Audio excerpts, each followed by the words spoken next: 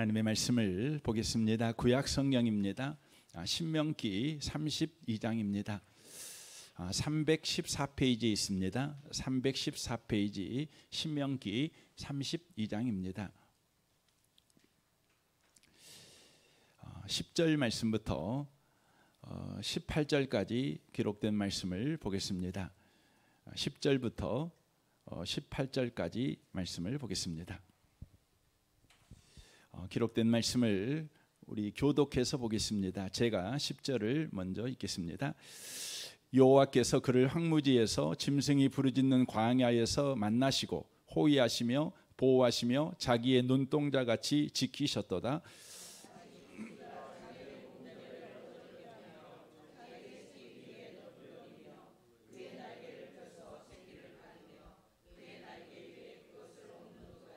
여호와께서 홀로 그를 인도하셨고 그와 함께한 다른 신이 없었도다.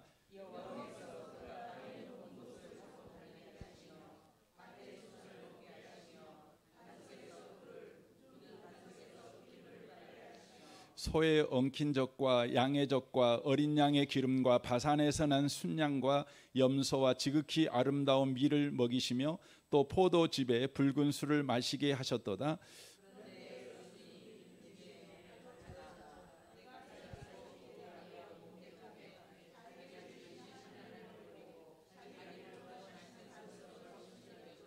그들이 다른 신으로 그의 질투를 일으키며 가증한 것으로 그의 진노를 격발하였도다.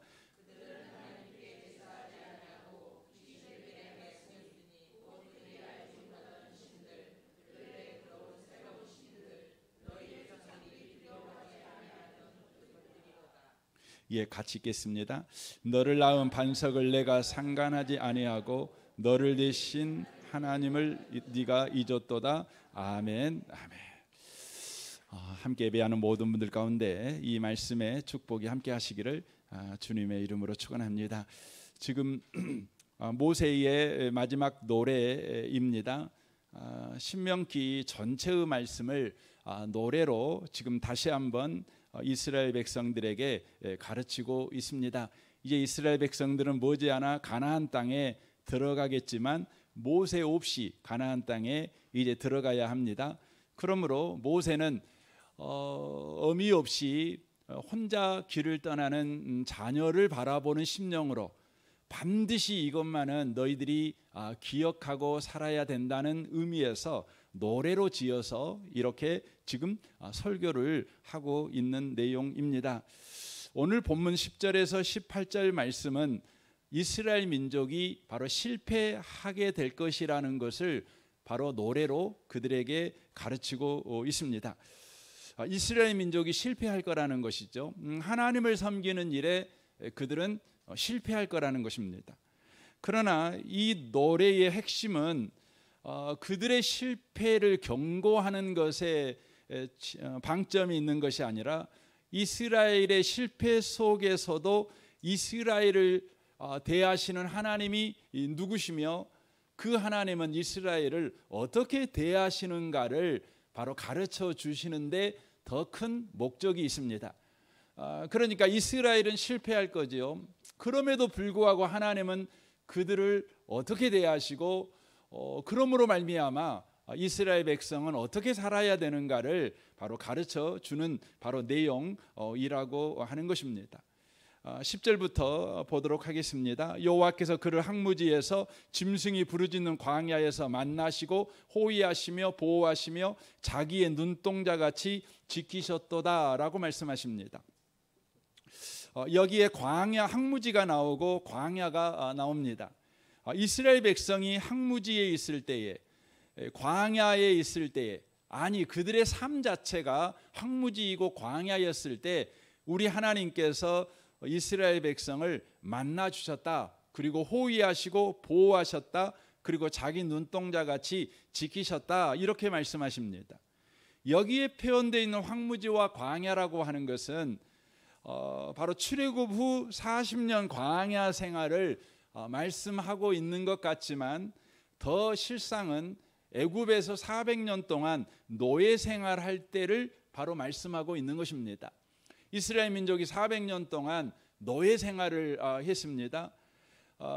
그때 그들이 노예 생활을 했다는 것보다 더 무겁고 힘든 현실이 뭐냐면 바로 하나님 없는 인생을 그들이 살았다는 것입니다. 그러니까 하나님을 섬기지 않고 우상을 섬기는 400년 동안의 노예 생활을 바로 그들이 했다는 것입니다. 한마디로 말하면 부모가 없는 고아 같은 400년을 그들이 살았다는 것입니다. 그들은 부모가 없다고 생각을 했어요. 자신들한테는 부모가 없다. 그러니까 이 애굽 사람들이 섬기는 우상에게 빌붙어서 그 우상의 은혜를 힘입어서 자기들이 살아가는 눈칫밥을 먹는 민족이라는 생각이 바로 그들 가운데 있었습니다. 애굽 사람들은 자기들의 신을 섬기죠. 자기들의 부모처럼. 그런데 이스라엘 민족은 애굽인이 아니니까 애굽인이 부모처럼 섬기는 신을 이스라엘 민족도 섬기는 거죠. 그러니까 부모 없는 고아처럼 눈칫밥을 먹으며 그들이 400년 동안 그렇게 노예 생활을 했다는 것입니다. 바로 그것이 성경에서는 황무지 같은 삶이었고 바로 짐승이 부르짖는 바로 광야 같은 삶이었다, 이렇게 말씀합니다. 그들은 바로 부모가 없다고 생각하고 눈칫밥을 먹는 애굽의 신을 섬기는 그런 삶을 바로 그들이 바로 살았다는 것을 바로 표현하고 있습니다. 우리는 400년 애굽 생활할 때 이스라엘 민족이 하나님을 섬겼을 것이다, 노예 생활을 해도 하나님 잘 믿었을 것이다, 이런 생각을 합니다. 그러나 그렇지 않습니다. 어떻게 알 수가 있습니까? 그들이 애굽을 떠나서 이제 10일째, 이제 50일째 되던 날에 그들이 홍해도 건너고 또 하나님께서 쓴물도 단물로 만들어 주시고 이런 은혜들을 그들이 경험하는 상태에서 시내산에 도착을 하게 되죠. 50일째 되던 날에 모세는 시내산에 올라가 갖고 하나님으로부터 하나님의 말씀을 받습니다. 그래서 여러분, 오순절은 하나님의, 구약 성경에서는 하나님의 말씀을 받는 날이에요. 신약에서는 뭡니까? 그 말씀이 성취된 날이에요. 성령이 임한 날이에요. 그러니까 돌판으로 된 하나님의 말씀을 구약 성경에서는 오순절 날에 받았지만 신약에서는 마음에 새겨지는, 심령에 새겨지는 하나님의 말씀을 받은 날이에요. 성령이 오셔갖고 이게 이제 오순절이죠. 그 사건이 있는 그 영광스러운 날에 이스라엘 민족은 산 아래에서 뭘 했습니까? 우상 숭배를 했어요. 애굽에서 그들이 섬겼던 바로 우상, 소를 형상으로 하는 이것을 이제 이집트에서는 아피스라고 그래요. 아피스라는 신을 만들어 가지고 그 신이 우리의 여호와다, 그 신이 애굽에서 우리를 건져내었고 이 광야에서 우리를 인도할 신이다, 이렇게 섬겼습니다. 이로 인하여서 그들은 400년 동안 바로 애굽의 신을 의지하는 삶이 몸에 배어져 있다는 것을 알 수가 있어요. 습관이 돼 있는 거죠. 그러니까 하나님의 아버지인데 아버지 하나님이 없어요. 아버지 하나님이 있다는 것도 다 잊어먹어 버렸어요. 그리고는 애굽의 아버지로 섬기는 신을 그들은 그 신의 은혜를 받기 위해서 눈칫밥을 먹는 그런 인생을 바로 그들이 살았다는 것이죠. 그런데 우리 하나님께서 아버지를 잊어먹어 버리고 고아처럼 남 부모 밑에서 눈칫밥 먹고 사는 이스라엘 민족에게 어떻게 찾아오셔서 역사했냐? 그러면 여기 보시면 호위하시고 보호하시고 자기 눈동자같이 지키셨다. 이 말은 어떤 의미죠? 바로 이 말은 하나님께서 아버지가 없다고 생각하는 그들, 고아처럼 남 눈칫밥이나 먹고 사는 그들에게 아버지로 이스라엘 민족에게 찾아오셨다, 그 말이에요. 그러니까 400년 동안 아버지를 잊어먹은 그들에게 우리 하나님은 여전하게 아버지 노릇을 하고 계셨다는 거예요. 아버지 노릇을. 그러니까 그들은 놓친 거지요. 애굽 신의 그 은혜로 그들이 400년 동안 안 망하고 산 것이 아니라 애굽 신을 섬기는 고아처럼 사는 아버지를 그냥 잊어먹어 버리고 우상을 숭배하는 그들이었음에도 불구하고 우리 하나님께서 그들을 아버지로 찾아오셔서 아버지로 그들의 인생을 대해주셨다는 것이죠. 그래서 자기 눈동자같이 지키셨도다 이렇게 말합니다. 여러분, 자기 눈동자같이 사람을 대하고 지켜주는 건 여러분 부모 자식 관계밖에 없죠. 부모만이 자식을 자기 눈동자같이 지키죠. 자기 생명보다 더 귀하게 여기는 것이 부모가 자식을 대하는 태도가 아니겠습니까? 이스라엘 민족은 그들의 마음이 황무지여서 하나님이 없어요. 그들의 마음이 광야여서 하나님이 없어요. 아버지가 없어요. 다 잊어먹어 버렸어요. 그럼에도 불구하고 우리 하나님은 이스라엘 민족에게 바로 아버지로 찾아오셔서 아버지 노릇을 하고 있었다는 거죠. 여러분, 이런 거와 똑같은 거죠. 아버지를 계속 부정하고 나 아버지 없어, 나 아버지 없어, 나 같은 아버지가 어디가 있어, 뭐 이렇게 늘 아버지 앞에서 악담하는 그런 자식에게, 그리고는 늘 눈치나 시시를 보면서 세상 그런 그 어른들 세상 리더자들의 비유나 맞추면서 그렇게 살아가는 그런 자식. 그래서 자기가 비유 잘 맞춰가지고 살아가고 있다고 착각하고 있는 그런 자식에게 아버지는요, 실망하지 않고 낙심하지 않고 포기하지 않고 늘 아버지 노릇을 계속해서 하고 계셨다는 거예요. 이것이 뭔 말이냐면 눈동자같이 지키셨다는 것입니다. 이것이 역사 속에 현저하게 드러난 사건이 이제 출애굽기 2장 23절에 이렇게 기록되어 있죠. 여러 해 후에 애굽 왕은 죽었고 이스라엘 자손은 고된 노동으로 말미암아 탄식하며 부르짖으니 그 고된 노동으로 말미암아 부르짖는 소리가 하나님께 상달된지라라고 되어 있습니다. 여기에 고된 노동으로 말미암아 부르짖었죠. 그러면 우리 생각할 때 하나님께 부르짖었다고 생각을 해요. 그러니까 이스라엘 민족이 그때사 비로소 너무 힘드니까 하나님을 하나님 나 살려주세요. 내가 하나님 잊어먹고 그냥 살았는데 이거 회개합니다. 이제부터 내가 하나님이 계신다는 거 믿고 하나님께 부르짖겠습니다. 해갖고 하나님께 부르짖었다 그 말이 아니에요. 그들은 여전히 죽겠어요. 그러니까 더 열심히 우상을 섬기는 거예요. 그런데 우리 하나님께서 어떻게 해요? 아버지가 그 소리를 아버지가 들어요. 그 소리를 아버지가 마음에 둬요. 여러분, 그런 거와 똑같은 거죠. 그 아버지가 있는데 자식이 아버지를 무시하면서도 그 세상 리더들이나 세상 다른 남자에게 가갖고 빌빌거리면서 막 살면서 제발 좀 10만 원이라도 좀 주라고, 나 좀 굶어 죽겠다고 그렇게 막 빌고 그렇게 하고 있는 것을 아버지가 보는 거죠. 여러분 아버지가 그걸 볼 때 너는 나한테 안 빌었으니까 너의 그런 사정 안 봐줘. 여러분, 그럴 수는 없죠. 그럴 수는 없죠.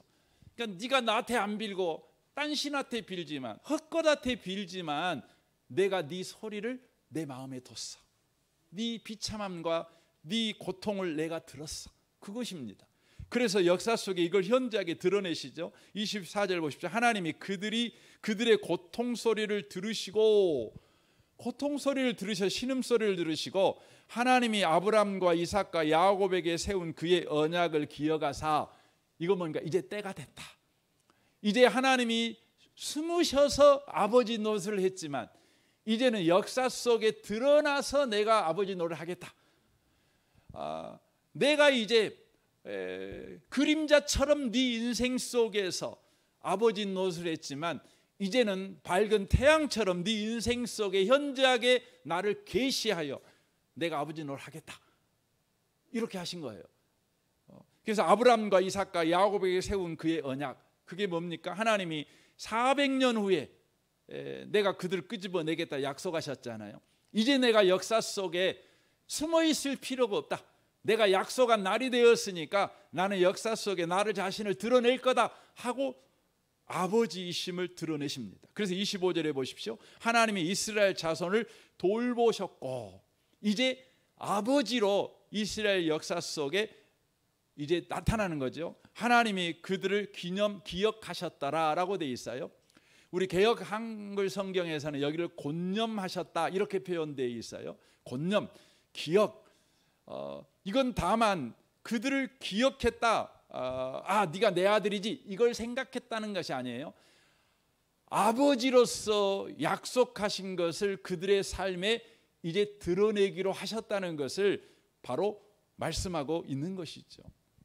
사랑하는 성도 여러분, 여러분이 하나님을 모를 때, 그래서 여러분이 돌 앞에 절하고 여러분이 죽은 조상에게 제사 드리고 뭐 그렇게 살 때 여러분은 그것들의 힘을 의지해서 그것들의 은혜를 의지해서 인생을 내가 살아왔다. 그것들 때문에 내가 지금까지 살아왔다. 이렇게 생각하고 있는데 실상은 숨어 계신 하나님께서 바로 우리 가운데 아버지 노릇을 하셨기 때문에 우리가 여기까지 온 것이에요. 그리고 때가 되면 여러분의 인생 속에 우리 하나님이 자기 자신을 현저하게 드러내셨죠. 그래서 마침내 여러분과 제가 예수 믿어서 하나님이 내 아버지시구나 이렇게 여러분이 고백하게 하셨다는 내용이 바로 이 이야기입니다. 여러분 고아로 인생을 살아요. 여러분 비유를 들자면 이스라엘 민족이 애굽에서 사는 것은 애굽이라는 고아원에서 고아로 사는 거 아닙니까?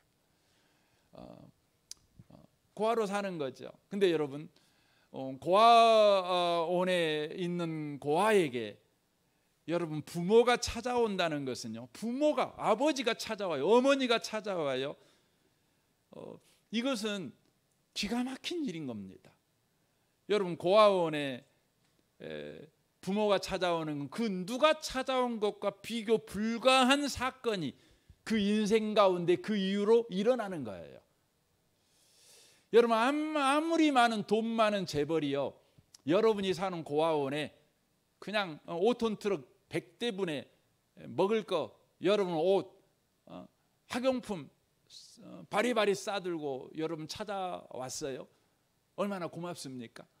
혹은 여러분 사랑이 많은 후원자가 여러분을 찾아왔어요. 하루 종일 여러분을 목욕도 시켜주고 같이 놀아도 주고 뭡니까 에버랜드도 같이 데리고 가고 수영장도 데려가고 바다 구경도 시켜주고 뭐 다 해주는 거지요.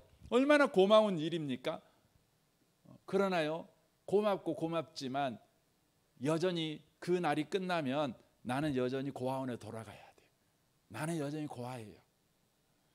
그러나 부모가 온다는 것은요, 이제 고아원에 안 살아도 된다는 거예요. 그렇죠? 고아원에 안 살아도 된다는 거죠.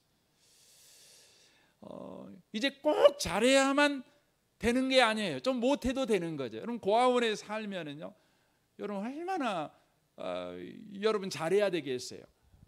그래서 여러분 그 고아들은요 울지도 않는다잖아요. 나한테는 부모가 없으니까 울어도 안 돼요. 어렸을 때부터 그걸 깨닫는 거죠. 나는 저 사람한테 저 사람 마음을 상하게 하면 안 돼. 나는 반드시 나는 잘해야 돼. 그러니까 얼마나 여러분 그 인생이 잘해내야 된다는 강박에 걸려서 인생을 사는 겁니까? 늦잠 자도 안 되죠. 빨딱 일어나고 정한 시간에 일어나가지고 입을 탁 개야 되고 정한 시간에 가서 밥 먹어야 되고 여러분 그래야 되는 거 아닙니까? 근데 여러분 부모가 고아원에 찾아왔어요. 그러면 그 이후로는요 좀 못해도 괜찮아요. 좀 늦잠 자도 여러분 괜찮합니다. 이불 정리 안 해도 괜찮아요. 좀 자기 방 더럽혀도 괜찮합니다. 왜입니까? 여러분 부모가 있으니까. 욕 좀 먹어도 되지요. 야단 좀 맞으면 그냥 끝이죠. 부모가 있다는 것은 여러분 놀라운 거예요.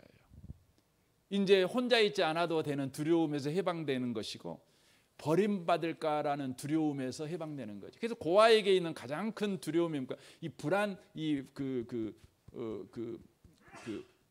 분리불안이라는 것이 굉장히 강하대요. 이 거절 감정. 인간에게 있는 모든 그 상처의 대장이 뭐냐면 거절 감정이잖아요. 거절받는 거예요. 거절받는 거죠. 부모로부터 거절을 받는 게 가장 여러분 모든 상처의 대장되는 심리 상태가 아니겠어요? 거절 감정이 생기는 거죠. 근데 여러분 부모가 있다는 건 그렇지 않다는 것이죠. 사랑하는 성도 여러분, 우리 하나님은요, 우리를요 찾아오실 때 부모로 찾아오신 분인 것을 여러분 기억하셨으면 좋겠어요. 아니, 여러분과 제가 주님을 몰랐을 때에도 숨어서 부모 노릇하셨고, 이제 여러분과 제가 예수 믿게 된 것은 현저하게 자신을 아버지로 드러내심으로 아버지 노릇 하시는 하나님의 은혜 까닭인 것을 우리가 놓치시면 안 된다는 거예요.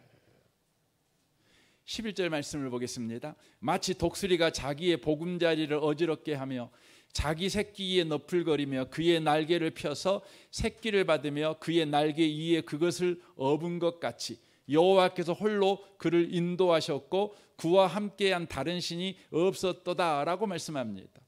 아버지로 우리 인생에 개입하신 하나님, 그래서 우리에게 구원을 허락하셔서 하나님을 아버지라고 부르고, 그리고 우리는 하나님의 자녀라는 그 권세를 가지고 아버지신 하나님 앞에 예배할 수도 있고 기도할 수도 있는 그런 놀라운 인생을 살아가게 되었는데, 하나님이 그런 놀라운 인생을 우리에게 허락하신 목적이 뭐냐? 그러면 여기에 보니까 독수리가 자기의 보금자리를 어지럽게 하며 자기의 새끼에 너풀거리며 그 날개를 펴서 새끼를 받으며 그의 날개 위에 그것을 업은 것 같이 여호와께서 그를 홀로 인도하셨다, 이렇게 말씀하십니다. 그러니까 하나님께서 이스라엘 민족을 구원하신 목적, 저와 여러분을 구원하신 목적은 다만 애굽에서 우리를 건져내거나 홍해바다를 건너게 하거나 아침마다 만나를 주어 만나를 먹게 하거나 반석에서 물이 나와 그 물로 목마름을 해결하게 하시는 것이 이스라엘 민족에게 아버지로 나타나신, 그리하여 구원을 주신 궁극적인 목적은 아니라는 거예요. 우리는 구원을 그렇게 생각합니다. 애굽에서 구원받은 거, 홍해바다 건넌 거, 우리의 먹고 마시고 옷 입는 거 걱정 안 해도 되는 인생을 살게 된 거, 이게 여러분 구원이라고 생각을 합니다. 그러니까 구원은 지옥에서 천국으로 옮겨진 거, 이렇게만 구원을 생각합니다. 그러나 아버지로 우리 인생에 개입하신 하나님의 구원은 그 정도의 목적을 가진 구원이 아니라는 것입니다. 우리는 구원을 지옥에서 천국 간 거로 그냥 생각을 끝내버립니다. 최근에 뉴스를 여러분 아마 아실 거예요. 그 갈비 사자라고 별명이 붙은 그 사자 한 마리가 있었습니다. 김해 부경 동물원인데 이 동물원이 부도가 나가지고 그 지하에 있는 그런 그 동물원이었는데, 그냥 그 부도가 나버리니까 그 동물원이 불을 켤 수도 없는 거죠. 그러니까 24시간 내에 어두컴컴한 데 있어야 되고, 부도 나버렸으니까 먹을 거 제대로 좋겠습니까? 안 죽을 만큼만 어떻게 갖다 주는 거 아니겠어요? 그러니까 근데 이 사자가 이름이 바람이인데 숫사자입니다. 여러분 숫사자 직접 보신 적 있나요? 저는 아프리카에 가서 직접 사자를 그 초원에서 사자를 본 적이 있거든요. 그 숫사자를 본 적이 있습니다. 굉장합니다. 우리가 생각할 때 그냥 봐도 크다 그러지만 실제 보면은요, 여러분 그 압도당할 만큼 큽니다. 근데 이 사자가 못 먹고 못 먹으니까 등골이 드러날 만큼 삐쩍 마른 몸이 되어서 별명이 갈비사자라고 붙어지게 되었습니다. 근데 이제 많은 사람들이 그러면 안 된다 하고 이제 청원을 하다 보니까 국가가 개입해 가지고 이 사자를 청주 동물원, 이 국가가 경영하는 동물원에 이제 이사를 가게 되었습니다. 근데 이 사자가 2주도 안 돼 가지고 잘 먹으니까 살이 올랐어요. 그리고 더 이상 늑골이 갈비가 보이지 않는 겁니다. 그리고 이제 1년이 지났는데 그냥 그 주어진 환경 자체가 너무 좋으니까 얘가 19살이나 먹어서 나이가 좀 있는 사자임에도 불구하고 그 숫사자의 이염과 풍채를 그냥 회복을 한 거예요. 회복을 한 거죠. 여러분, 구원이 이 갈비사자가 부경동물원에서 구원을 받아서 청주동물원으로 옮겨간 거, 그래서 갈비사자가 이제 숫사자의 풍채와 이염을 다시 회복한 거, 이것을 구원으로 우리가 생각해 버리시면 안 돼요. 그러니까 더 좋은 환경으로 옮겨가는 것이 신앙이라고 생각하시면 안 돼요. 아버지가 하나님이 아버지로 우리 인생에 개입했다는 건 더 좋은 환경으로 우리를 옮긴 것 끝, 그게 아니에요. 여러분, 그렇게 여러분이 구원을 이해하고 기독교 신앙을 이해하면 여러분과 제가 큰 혼란에 빠져요. 어떤 혼란에 빠지냐면 당장 왜 예수 믿는데 어렵냐 이거예요. 여러분, 예수 처음 믿으면 안 믿었을 때보다 더 좋은 것 같아요. 근데 여러분 한 5년, 6년, 10년 믿어보세요. 예수 믿는 것이요 더 어렵습니다. 더 힘들어요. 더 어려워요. 여러분, 성경은 그 이야기를 계속 하거든요. 이제 우리가 예수 믿으면 좋은 이야기만 성경을 이렇게 찾아서 읽어서 그러지, 예수 믿으면 여러분과 저에게 어려운 일이 있다고, 사실은 예수 믿으면 좋은 일이 생겨라기보다 어려운 일이 생겨라는 이야기가 성경에 더 많이 나옵니다. 더 많이 나와요. 사실 더 많이 나와요. 당장 여러분이 잘 아는 바울, 예수 믿어갖고 그냥 팔자가 펴졌습니까? 여러분, 예수 믿어가지고요 티코 타고 다니는 바울이 나중에는 벤츠 타고 다니고 그랬습니까? 한 칸짜리 올세방에 살던 바울이 예수 믿고 난 다음에 여러분 52평 아파트로 이사가서 살아가게 됐다. 그랬습니까? 속 썩히던 자식들이 다 속 안 썩히게 되고 마지막 날에 그가 죽을 때는 수많은 사람들이 그냥 둘러싸서 그의 마지막 이야기에 경청하고 환영해주고 이랬다. 뭐 성경에 그렇게 써져 있습니까? 그런 적 없어요. 바울은 원래 잘 살았어요. 바울은 원래 25살밖에 안 먹은 사람이 오늘날에 국회의원 됐다니까요. 여러분, 사내들인 공의회 의원이었어요, 바울 사도는. 그리고 서울대에 나온 사람이에요, 이 사람은. 그러니까 장래가 청청한 사람이에요. 근데 예수 믿어갖고요 인생이 폭탄 맞아 버렸어요. 인생이 험했어요. 그 사람 어디 가든지 호주머니에 지갑에 돈이 굉장히 많았어요. 항상 그렇게 살았어요. 근데 예수 믿고 나서요 호주머니에 돈이 10원짜리도 없는 거예요. 없는 거예요. 없어요. 그렇게 살았다니까요. 맨 욕먹고 살고 맨 비난받고 살고 심지어 돌로 때려 죽이려고 달라든 사람이 없는가. 그렇게 살았어요. 그렇게 자기가 사랑하고 온몸 다해서 헌신했던 사람이 뒤통수 때리고 도망가고 그런 일이 비일비재했어요. 한두 번도 아니에요. 이게 여러분 예수 믿은 바울의 인생이에요. 여러분, 그래도 여러분 제가 오늘 이 시간 제가 이렇게 짧게 이야기하고 갑니다. 여러분 혹시나 안 믿는다 할까 봐. 제가 여러분 바울의 인생 이야기를 제가 정말 성경을 떠들어가면서 여기서 이야기하면 10시간도 이야기할 수 있을 것 같아요. 그러나 아마 10시간 후에는 여러분 다 기독교 떠나고 불교로 가 있으려나 봐요. 다음 주부터 증심사로 여러분 주일마다 갈란가 몰라요.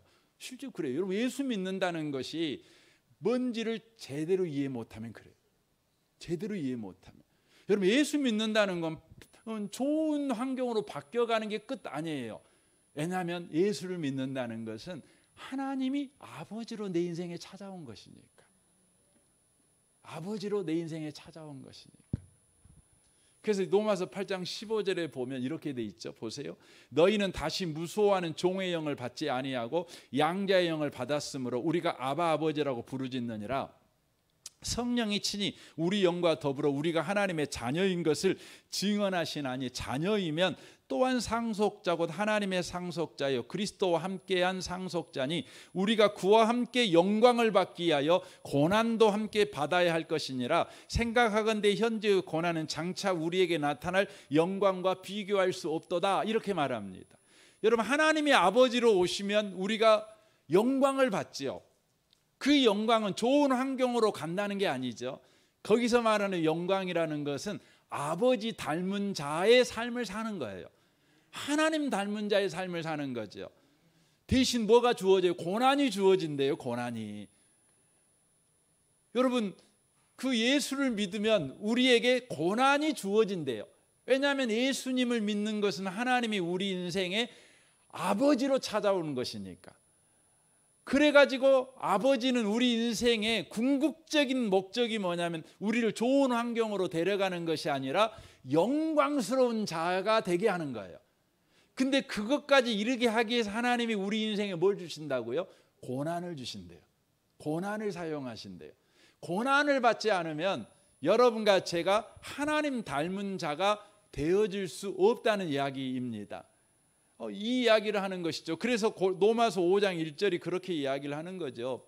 그러므로 우리가 믿음으로 의롭다 하심을 받았으니 우리 주 예수 그리스도로 말미암아 하나님과 화평을 누리자. 또한 그로 말미암아 우리가 믿음으로 서 있는 이 은혜의 들어감을 얻었으며 하나님의 영광을 바라고 즐거워. 하나님의 영광을 바라고 즐거워.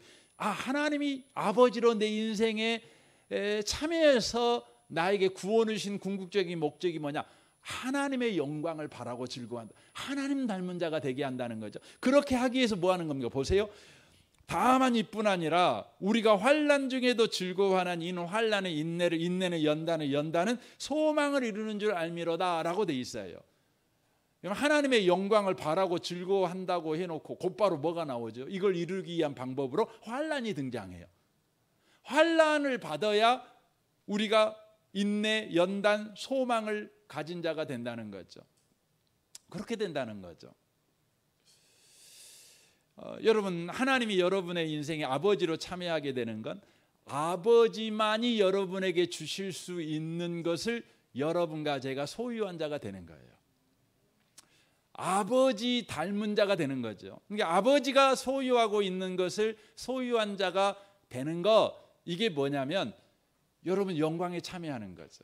그러면 여러분, 하나님 아버지가 우리에게, 하나님 아버지가 가지고 있는, 또 하나님 아버지만 하실 수 있는 최고의 것이 뭘까요?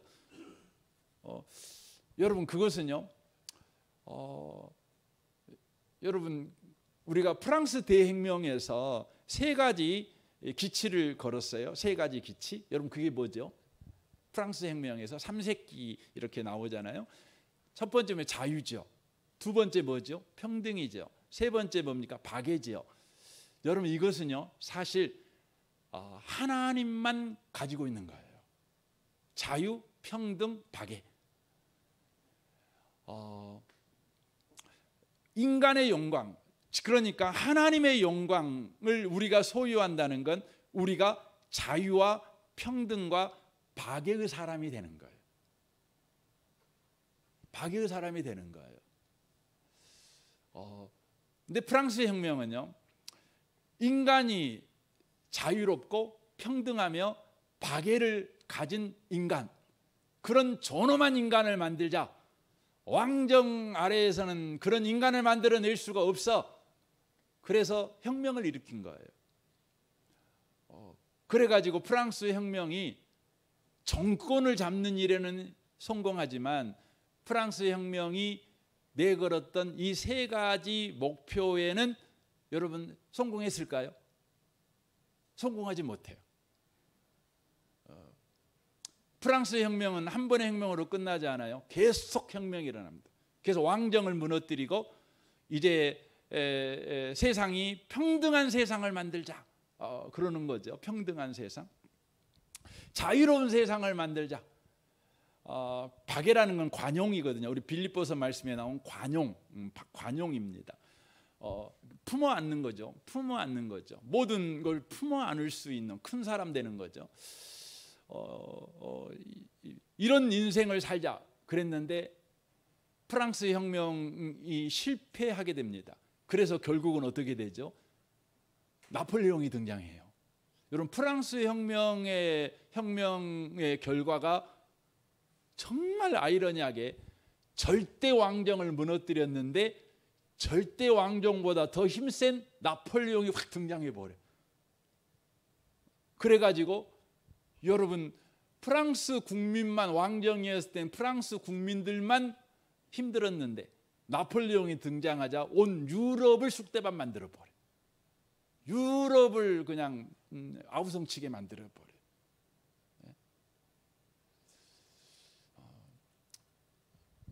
그러니까 인간은요, 자유와 평등과 박애를 늘 지향해요. 꿈꿔요. 그런 세상을 꿈꿔요. 근데 혁명을 이렇게 그게 가능할까요? 안 됩니다. 여러분, 프랑스 혁명은 중요한 게 인본주의거든요. 하나님을 쫓아낸 혁명이에요. 그러니까 하나님 없이 자유, 평등, 박애를 이루자 이거죠. 근데 실패하게 되죠. 근데 프랑스의 한 정치인이 미국에 가게 됩니다. 이 사람 이름이 토크빌이라는 사람이에요. 굉장히 유명한 사람입니다. 여러분 그 정도는 알고 계셔야 돼요. 토크빌이라는 사람이에요. 이 사람이 쓴 아주 유명한 책이 뭐냐면 미국의 민주주의라는 책입니다.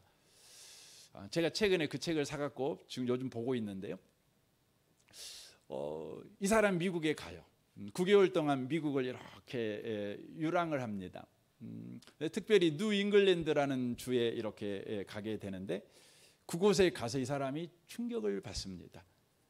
왜 충격을 받냐면 바로 미국이라는 곳에는요, 자유와 평등과 박애가 있는 거예요.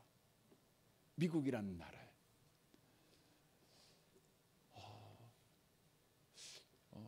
여러분, 인간이 스스로 자유, 평등, 박애를 만들려고 하면 안 되는 이유가 여러분 뭔지 아세요? 그 이유는 뭐냐면 인간에게 있는 각자의 능력 차이 때문에 그래요. 여러분, 인간의 이게 능력 차이가 있는데 그 능력 차이가 있는 인간에게 자유를 줘요. 여러분, 자유를 주면 뭐가 깨질까요? 평등이 깨져요. 왜냐하면 여러분, 능력을 따라 자유롭게 일을 하면 능력에 따라 차등이 생기는 거예요. 어떤 사람은 월급이 100만 원짜리, 어떤 사람은 월급이 1000만 원짜리가 되는 거예요. 그래서 세상이 빈부 차이가 생기는 거예요. 세상에는 부장이 생기고 이사가 생기고 사장이 생기고 종업원이 생기고 여러분 그럴 수밖에 없는 거예요. 그래서 여러분, 자유를 주장하는 세상에는요, 반드시 능력에 따라 차등이 생기는 거예요. 이게 평등이 없는 거예요. 그러면 여러분, 그러려면 여러분 자유를 없애고 평등을 만들려면 어떻게 되죠? 어떻게 되는 거죠? 인간에게 능력을 자유롭게 쓰지 못하도록 그 자유를 억압해 갖고 이제 모두 다 국가가 시키는 것만 하면 돼요. 시키는 것만 하면 돼. 그러면 뭐가 이루어지죠? 평등이 이루어져요. 근데 인간에게는 자유가 없는 거예요.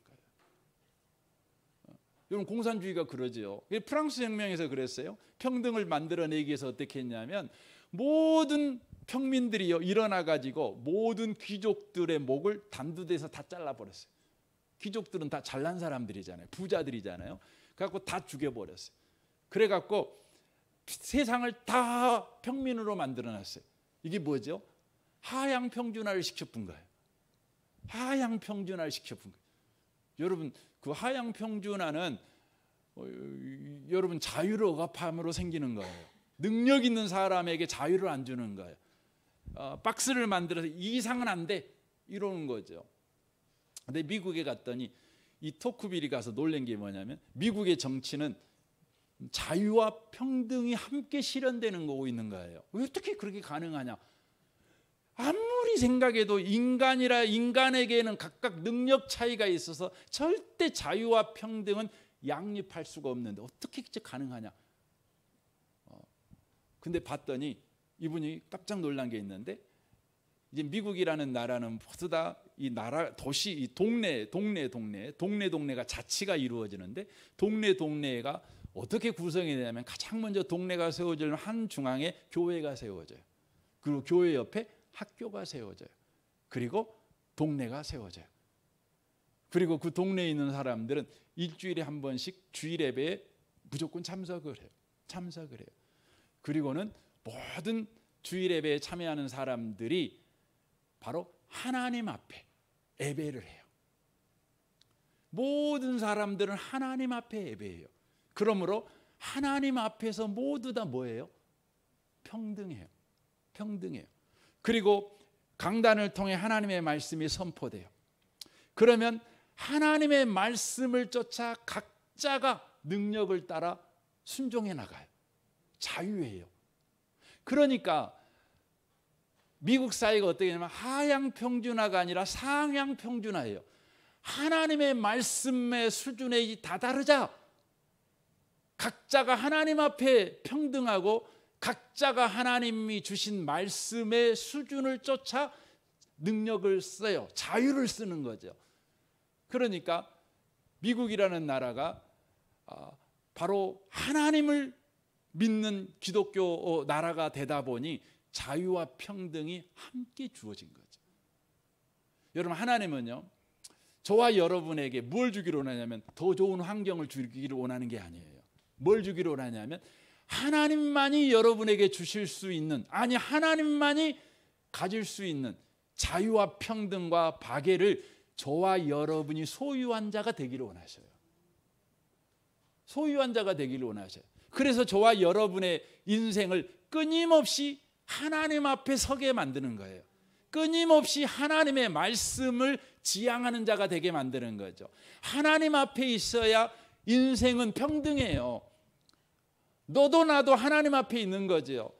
너도 나도 하나님의 말씀을 지향해야 자유로운 자가 될 수 있는 거예요. 그래서 하나님께서는 끊임없이 인생에게 고난을 허락해요. 여러분, 고난이라는 것이요, 왜 고난이 멀쩡한 사람한테 고난 주나? 아니에요. 인간이라는 것은요, 끊임없이 자기 중심으로 돌아가요. 이게 죄예요. 끊임없이 자기가 주인 되려고 해요. 그러면 어떻게 되지요? 인간관계에서 내가 더 잘났다 이거예요. 평등하지 않아요. 사람을 평등하게 절대 안 대해요. 내가 주인 되잖아요. 그러면요, 사람들이 여러분 둘 중에 하나예요. 내가 굴복하든지 깔보든지 둘 중에 하나예요. 살아남는 방식이 그래요. 그래서 어떻게 되죠? 그런 인생 살면 스스로 메인 인생을 살아요. 자유를 잃어버린 삶을 사는 거예요. 그런데 우리 하나님께서 고난을 통해 너는 네 인생의 주인이 아니야. 네 인생의 주인은 하나님이야. 너 하나님 앞에서 하나님 앞에 예배하는 자가 돼. 하나님만 경배하는 자가 돼. 그때 비로소 평등의식이 생겨요. 상대방도 하나님 앞에 선자잖아요. 동료의식이 생겨요. 형제가 생기는 거예요. 여러분, 공산주의가요, 그냥 병치 이름을 바꾸냐, 동무 이러잖아요. 여러분, 그래갖고 동무가 됩니까? 여러분, 그래갖고 동무되면 얼마나 좋겠어요. 근데 여러분, 공산주의만큼 등급을 나눠버린 것이 없어요. 그래갖고 얼마나 등급을 나누냐면 김일성 그 백두혈통은 신의 계급으로 올라가 버리고 나머지는 다 뭐예요? 다 노예예요, 노예. 인간이 만드는 건 그것밖에 없어요. 여러분, 하나님은요, 저와 여러분이 자유와 평등, 박애, 하나님만 소유할 수 있는 이 영광스러운 자유까지 올라가는 자가 되기를 원하셔요. 그래서 하나님은 어떻게 해요? 이 새끼를 독수리 어미가 날개 만들기 위해서 그냥 떨쳐버리잖아요. 떨쳐버려요. 아이고 나 죽겠네 그러잖아요. 날개를 나는 거죠. 우리 하나님은 끊임없이 네가 믿음의 날개를 펴라. 하나님을 향한 소망의 날개를 펴라. 하나님을 향한 사랑의 날개를 펴라. 네 날개로는 안 돼. 네 힘의 날개로는 안 돼. 네 경험의 날개로는 안 돼. 너는 떨어져 죽어. 그러니까 떨어져 죽기 전에 또 받아가고 또 올려요. 언제까지? 믿음의 날개를 펼 때까지. 내 고집을 그냥 꺾고 내 야망을 꺾고 하나님을 향한 소망의 날개를 펼 때까지 계속 그냥 떨어뜨리는 거죠. 다시 집어다가 올려고 떨치고 이렇게 하신다는 거예요. 이 밤에 오신 복 있는 성도 여러분, 하나님은 여러분과 저에게 찾아오실 때 아버지로 찾아오신 분이신 것을 꼭 기억하시길 바랍니다. 구원은 그냥 지옥 갈 사람이 천국 가게 됐다, 그냥 어려운 환경에 있는 사람이 좋은 환경, 이 정도가 아니에요. 왜냐하면 아버지로 주님이 오셨으니까.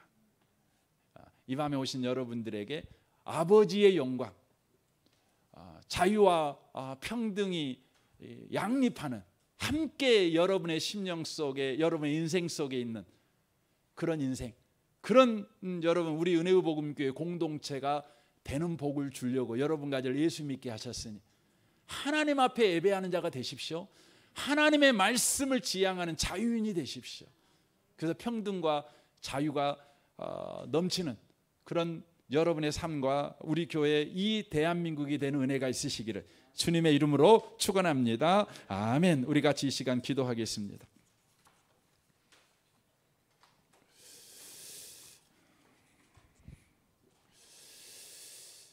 오늘 말씀을 우리 생각하며 이 시간 기도했으면 좋겠습니다. 주님, 아버지로 우리를 찾아오신 주님을 찬양합니다. 구원은 안 좋은 환경에서 좋은 환경으로 옮기시는 것이 구원의 전부가 아니라, 잘 먹고 잘 살게 하는 것이 구원의 전부가 아니라 하나님의 영광에 참여한 자가 되게 하시는 것인데, 주님, 자유와 평등을 가진 자가 되길 원합니다. 이를 위해 하나님만 예배하는 자 되게 하시고 하나님의 말씀의 수준을 지향해가는 참된 자유인의 삶을 사는 자 되게 하여 주옵소서. 주여, 우리를 끊임없이 벼랑에서 떨어뜨릴 때마다 나를 죽이려고 떨어뜨리는 것이 아니라 너는 안 돼, 네가 주인 되면 안 돼, 믿음의 날개를 펴, 이렇게 말씀하시는 하나님의 훈련임을 기억하고 믿음의 날개를 펴는 자 되게 하여 주옵소서. 소망의 날개를 펴는 자 되게 해 주옵소서. 주님만 나의 주님이십니다. 우리 시간 같이 통성으로 우리 같이 한번 기도할 때 우리 주여 한번 부르짖고 우리 같이 한번 기도했으면 좋겠습니다. 주여, 오 하나님 아버지 감사합니다. 오 아버지 하나님 감사합니다. 이 아침에 우리에게 은혜를 허락하여 주시고 또 은혜를 허락하여 주시니 감사합니다. 하나님 아버지, 우리에게 아버지로 찾아오신 주님을 찬양합니다. 우리를 구원하신 것은 다만 우리를 더 좋은 환경으로 옮기시는 것이 아니라 우리가 하나님의 영광에 참여하는 자가 되는 자, 하나님의 영광을 가진 자가 되게 하시려고 우리를 구원하셨습니다. 아버지가 아버지 노릇을 하고 계십니다. 아버지의 책임을 다하고 있으십니다. 주님, 이제 우리의 삶이 아버지 되시는 주님의 일하심을 기억하고 그렇게 놀랍게 살아가는 자 되게 하여 주옵소서. 오 하나님 아버지, 하나님 앞에 예배하는 자 되게 하시고 하나님이 주신 말씀을 지향하는 참된 자유자가 되는 자 되게 하여 주옵소서. 역사시옵소서. 하나님 아버지 감사합니다. 하나님의 은혜가 우리 가운데 임하여 우리가 하나님의 자녀가 되었습니다. 하나님을 우리가 아버지라고 부르는 자가 되었습니다. 우리가 하나님을 알지 못하고 세상 헛된 것에 눈치를 보며 그것을 섬기며 의지하며 그렇게 살았을 때에도 우리 하나님은 숨으셔서 아버지 노릇을 해주셨습니다. 때가 되매 아버지께서 우리 인생에 현저하게 나타나셔서 이제 아버지 노릇을 하심으로 우리가 예수 믿게 되었고 하나님을 아버지라고 부르는 신앙생활을 하게 되었습니다. 주님, 이 영광스러운 인생이 이제 우리 인생입니다. 이제 우리는 고아원에 살지 않아도 됩니다. 더 이상 세상 눈치 안 봐도 됩니다. 오직 하나님만 바라보며 나아가도 됩니다. 우리 하나님은 아버지로서 우리 인생에 들어와 우리를 구원하셨습니다. 나쁜 환경에서 좋은 환경으로 옮기신 정도가 아니라 아버지의 영광을 소유한 자가 되시려고 지금도 우리 가운데 일하고 계신 하나님이신 줄 믿습니다. 자유와 평등과 박애를 가진 자, 참된 인간이 되는 자가 되기를 주님은 원하십니다. 이것은 하나님 없이는 안 되는 줄 압니다. 주여, 하나님 말씀 앞에 선 자, 하나님만 예배하는 참된 평등을 가진 자가 되게 하시고, 하나님의 말씀을 지향하는 참된 자유인의 삶을 살아내게 하시고, 하나님의 말씀이 우리 가운데 현실로 나타나는 실현되어지는 사랑 많은 박애의 사람이 되도록 주여 우리를 축복하여 주옵소서. 하나님을 예배하는 일에 실패하여 사람과 사람을 등급을 내는 자 되지 않게 하여 주옵소서. 사람을 밟는 자 되지 않게 하시고, 사람을 무시하는 자 되지 않게 하시고, 사람 앞에 주님 비굴해지는 자 되지 않게 또한 해 주옵소서. 하나님이 우리에게 주신 인생을 마음껏 주여 자유하는 자 되게 하여 주옵소서. 하나님이 주신 말씀을 쫓아 달려 나아가는 수준의 자유자가 되도록 주여 우리를 축복하여 주옵소서. 이 밤에 우리와 함께 계신 주님을 찬양합니다. 예수님의 이름으로 기도합니다. 아멘.